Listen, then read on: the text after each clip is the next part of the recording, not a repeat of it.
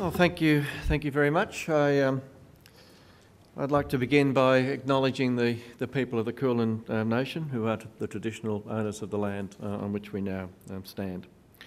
Also like to thank ANZOG for the opportunity to address this conference.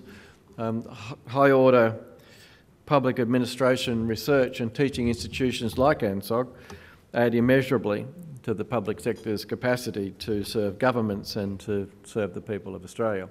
It's a great pleasure as Commissioner to be here and to participate in another ANZOG initiative. I'll begin by discussing some of the key issues around public sector reform, then explore the public sector change at the national level in Australia since the modern era of reform began in the 1970s, talk about some of their implications for today.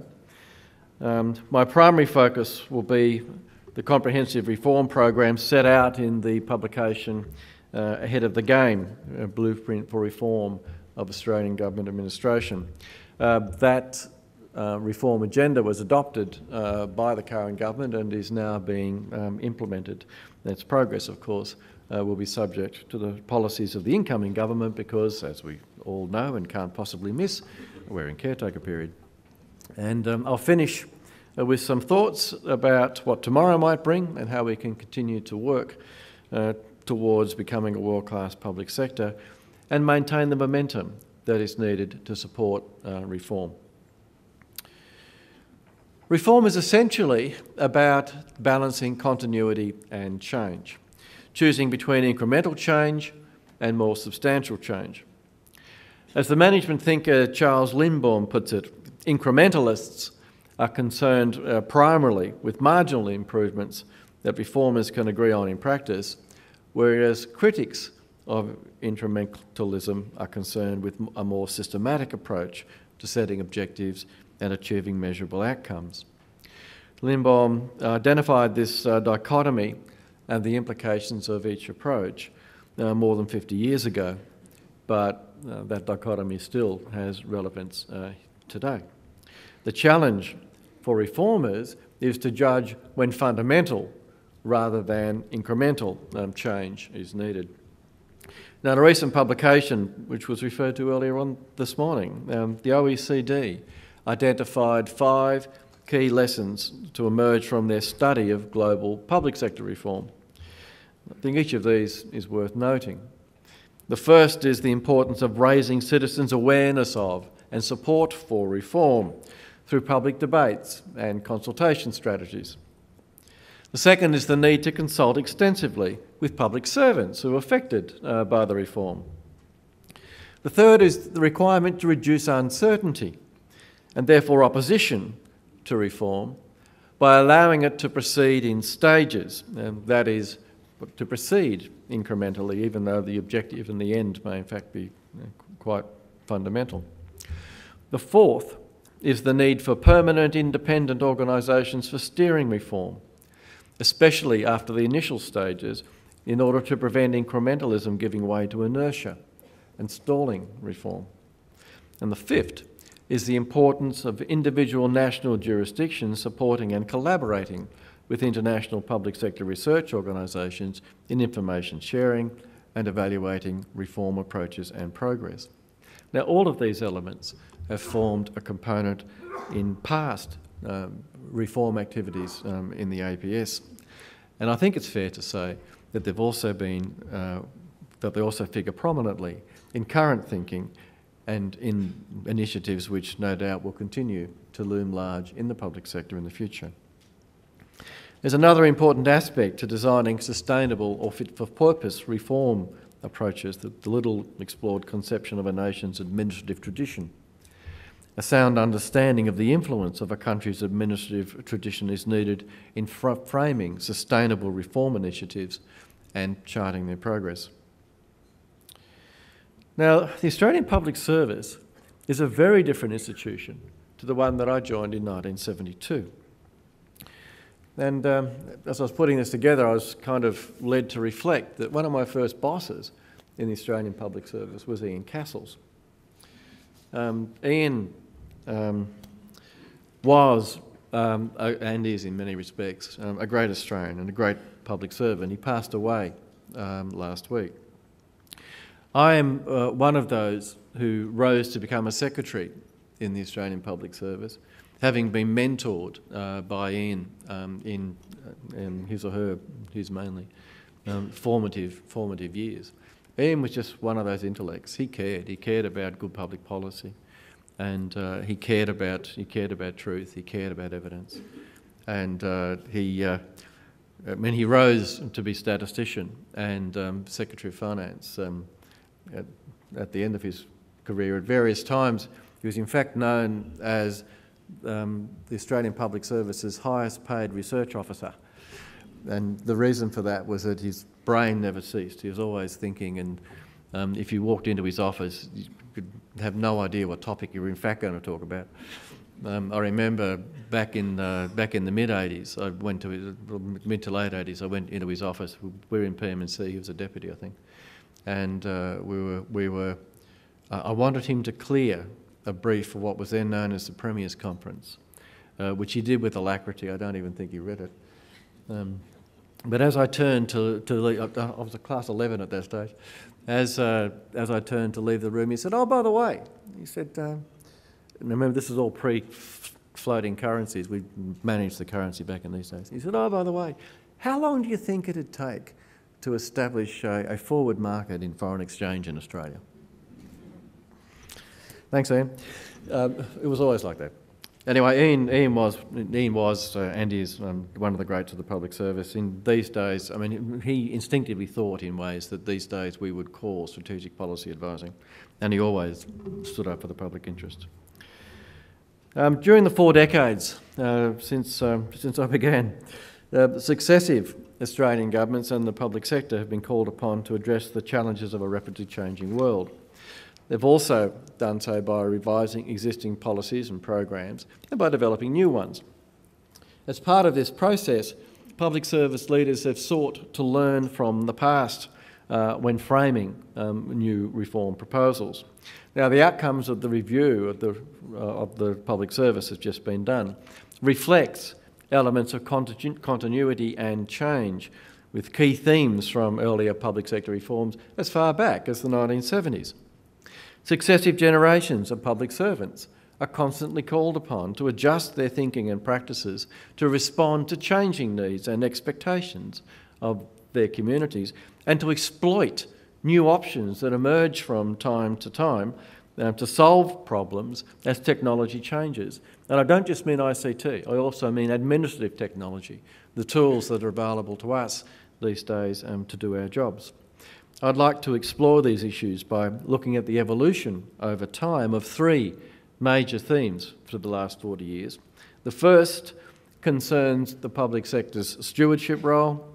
The second is its success in centralising and decentralising various functions at different times and the effect that that has had on operations. And the third is the effectiveness of the APS's accountability framework. In each case, I will focus principally on the human resources components of the reforms. But there's a similar story to be told in respect of the financial management reforms that I don't have time to go into today. 2 pieces of major legislation, the Public Service Act of 1984 and the Public Service Reform Act of 1984 and the Public Service Act of 1999, and the findings of a number of inquiries and reviews in the intervening period attest to the determination of successive governments to create an efficient and an effective Australian public service. Now, the most recent of these is Ahead of the Game, which was released in March this year, and as I say, it has been adopted as policy by the current government. In examining the 3 key themes, I want to be looking at the legislation and these inquiries over time as carefully considered responses to new demands that have been made on the public sector over time. However, I think we have to be fair and stress at the outset that we have been better and more successful in some things than we have been in others. The process is always one of learning and adaptation, of reconciling continuity and change, of managing expectations and making the best of the available resources. but no single reform ever has all the answers, partly because our external environment is never static, and neither should the public service be static, and partly because the balance of centralisation and decentralisation shifts over time as technology changes.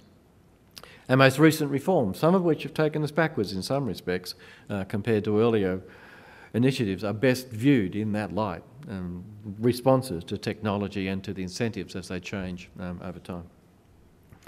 Several forces have shaped public sector change over the last 4 decades. It's a period marked by what one commentator has called a major reconceptualisation of the role of government. The main influences have been new service delivery opportunities, cost-saving opportunities and accountability demands created by advances in information and communications technology, globalisation, a more contestable policy formulation and service delivery environment,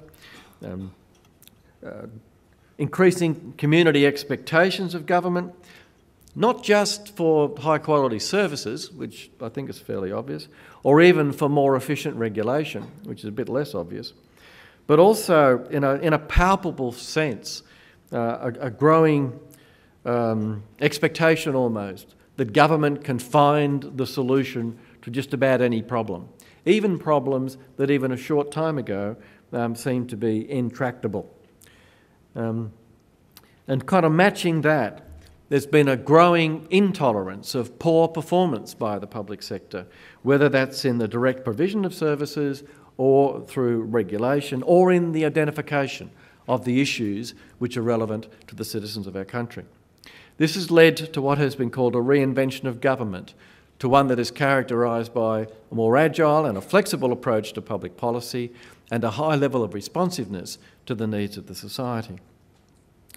I said one of the themes I wanted to talk about was stewardship. Now, many of you will be familiar with the Royal Commission on Australian Government Administration, known as the Coombs Inquiry, after its chairman, Dr. Nugget Coombs. The Coombs Inquiry reported in 1976 after a 2-year quest to conduct its inquiry. It was the first large-scale inquiry into the public service since the 1920s. It called on the APS to increase its responsiveness to the elected government, to improve its efficiency and its effectiveness, and to foster greater community participation in government. Sound familiar? These have been themes that have informed successive APS reviews and reform processes pretty much ever since. And they are an important element of the continuity in the reform processes of the last 40 years. Amongst other things, Coombs called for a stronger policy coordination across government through the Department of Prime Minister and Cabinet, and for more positive steps designed to enhance the flow of information to the community.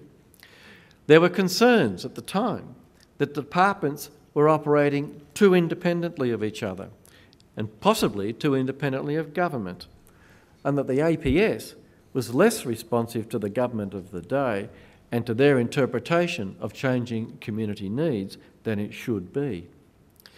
These themes were developed and they were enshrined in the Public Sector Reform Act of 1984, which stipulated that a portfolio secretary should exercise their responsibilities for the general operations of his or her department under a greater degree of ministerial direction than had been the case in the past.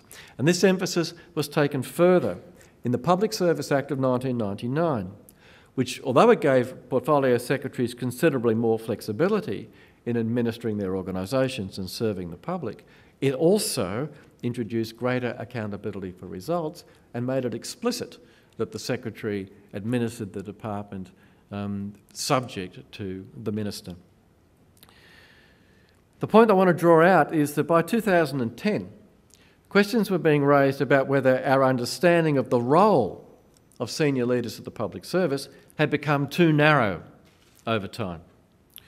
Compared to Coombs's time, there is now a strongly embedded acceptance that the